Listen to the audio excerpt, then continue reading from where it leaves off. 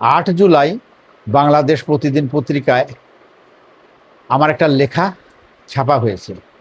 লেখাটিতে আমি আয়ুর্বেদিক চিকিৎসার উপরে গুরুত্ব দিয়ে বলেছিলাম, ভারতের বিভিন্ন বড় বড় শহরে প্রায় ৩,৮০০-রও বেশি আয়ুর্বেদিক হাসপাতাল এবং মেডিকেল কলেজ আছে।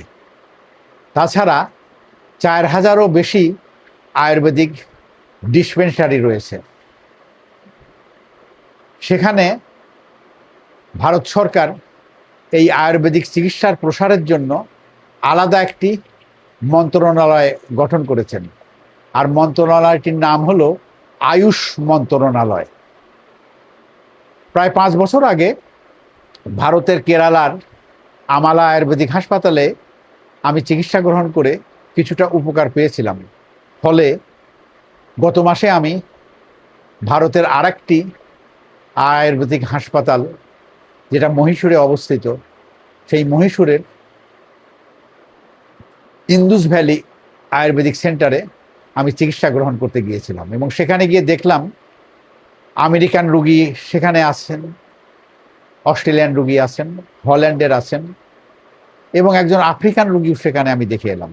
এবং ওই হাসপাতালটিতে এইসব রুগীদের থাকার জন্য African village, European village, American village ইত্যাদি নামে তাদের নিজস্ব সংস্কৃতির নির্মাণ শৈলীর বাসস্থান গড়ে তোলা হয়েছে। আমেরিকা হতে মা মেয়ে এসেছেন, তিনি জানালেন যে জাঙ্ক ফুড খেতে খেতে তাদের পেটের অবস্থা খারাপ হয়ে গেছে, সুতরাং পেট ঠিক করতে তারা এই আয়ুর্বেদিক হাসপাতালে ছুটে এসেছেন। অস্ট্রেলিয়ান দম্পতি জানালেন তারা কম্পিউটারে কাজ করেন এবং তাদের ঘাড়ে পিঠে ব্যথা, তাছাড়া পেটেও তাদের সমস্যা আছে, এই জন্য তারা এখানে ছুটে এসেছেন। তাছাড়া সারা ভারত হতে প্রায় শখানেক রুগী এসেছেন, যারা দিল্লি থেকে, বেঙ্গালুরু থেকে, চেন্নাই থেকে, মুম্বাই থেকে একটা মেয়েকে দেখলাম, তার পেটের চিকিৎসা করাতে তিনি এই মহীশূরের ইন্দুস ভ্যালিতে ছুটে এসেছেন। আমি নিজেও আমার স্ত্রীকে নিয়ে গিয়েছিলাম।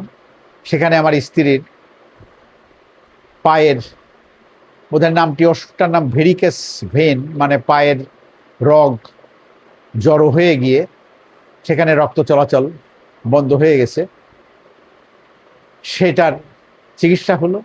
তার পেটের চিকিৎসা হলো, তার ব্যাক পেনের চিকিৎসা হলো, আমারও পেটের এবং ব্যাক পেনের চিকিৎসা হলো, এবং আমি চিকিৎসা গ্রহণ করে সন্তোষ প্রকাশ করলাম। ওই হাসপাতালের মালকিন প্রতিমা ম্যাডাম এবং ডাক্তার শিল্পাকে আমি ধন্যবাদ জ্ঞাপন করে এলাম। ওই হাসপাতালে বসে যেহেতু আমি লেখাটা লিখেছিলাম এবং বাংলাদেশ প্রতিদিন পত্রিকা 8 জুলাই সেটা পত্রস্থ করেছে, এই লেখাটি অনেকে পড়ে আমাকে আবার ফোন করেছেন, যাদের মধ্যে একজন ডাক্তার আছেন, একজন কবি সাহিত্যিক আছেন। এই অবস্থায় আমি মনে করলাম যে আমাদের দেশে এরকম কয়েকটি আয়ুর্বেদিক হাসপাতাল প্রতিষ্ঠা হলে দেশের লোক উপকৃত হতেন। আর সেজন্য লেখাটির শেষাংশে আমি মাননীয় প্রধানমন্ত্রীর প্রতি দৃষ্টি আকর্ষণ করে বলেছি, আপাতত অন্তত দুটি আয়ুর্বেদিক মেডিকেল হাসপাতাল এবং কলেজ তিনি যেন প্রতিষ্ঠা করেন, যার একটি উত্তরবঙ্গে এবং অন্যটি চট্টগ্রামের কক্সবাজার এলাকায় হলে ভালো হয়। কারণ মানুষজন সেখানে কক্সবাজারের নির্মল আবহাওয়ায় যদি আয়ুর্বেদিক চিকিৎসা গ্রহণ করতে পারেন, তাহলে মানুষের উপকার হবে।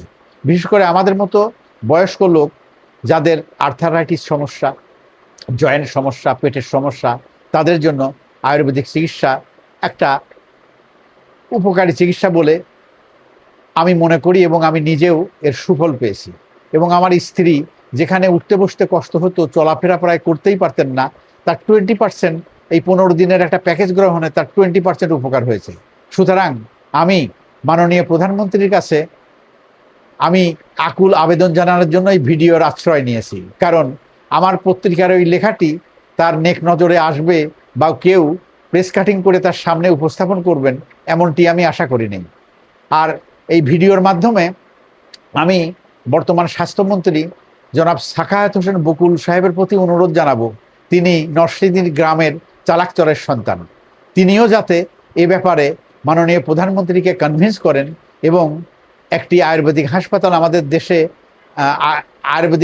আমাদের দেশে প্রতিষ্ঠা করার উদ্যোগ গ্রহণ করেন, তাহলে আমি মনে করব যে আমার লেখাটি সার্থক হয়েছে এবং আমার অভিজ্ঞতা আমি যে শেয়ার করেছি সেটা সার্থক হয়েছে, এবং এখন যে ভিডিওর মাধ্যমে যে আমি বক্তব্য প্রচার করছি এটাও সার্থকতা লাভ করবে। আমি আবারও স্বাস্থ্যমন্ত্রী মহোদয়কে অনুরোধ জানিয়ে বলবো, মাননীয় স্বাস্থ্যমন্ত্রী, আপনি আমারই বয়সী, আপনার বয়স আর আমার বয়স একই সনে, 1951 সনে আমাদের দুইজনেরই জন্ম। সুতরাং আপনি দয়া করে একটি আয়ুর্বেদিক হাসপাতাল, অন্তত একটি হাসপাতাল চালু করে দেখান। একটার পরে দুটির পরে চারটি হওয়া কোনো ব্যাপার না। কারণ আগে বলেছি আমি যে সারা ভারতে 3800-ও বেশি আয়ুর্বেদিক হাসপাতাল এবং মেডিকেল কলেজ আছে এবং 4000-এর বেশি আয়ুর্বেদিক ডিসপেন্সারি আছে। সেক্ষেত্রে আমাদের দেশ এতটা পিছিয়ে পড়বে কেন?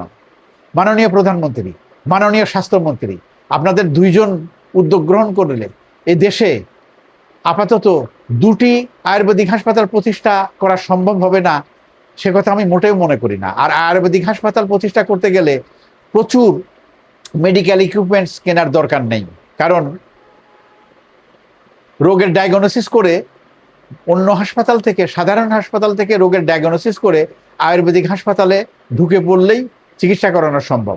আমরাও তাই করেছিলাম এবং সারা পৃথিবী হতে আগত আয়ুর্বেদিক হাসপাতালে যেসব রুগী আসেন, ভারতের যেসব রুগীকে আমি দেখেছি, তারাও তাদের চিকিৎসা ডায়াগনোসিস করে নিয়ে তারপরে আয়ুর্বেদিক হাসপাতালে ঢুকে পড়েন। সবশেষে মহান আল্লাহকে ধন্যবাদ জানাবো যে আমি 2 দফায় আয়ুর্বেদিক চিকিৎসা গ্রহণ করে আমি নিজে উপকৃত হয়েছি, আমার স্ত্রী উপকৃত হয়েছেন। আমি আশা করব বর্তমান সরকার দেশে 2টি আয়ুর্বেদিক হাসপাতাল প্রতিষ্ঠা করে আয়ুর্বেদিক চিকিৎসার দ্বার উন্মোচন করবেন। খোদা হাফেজ।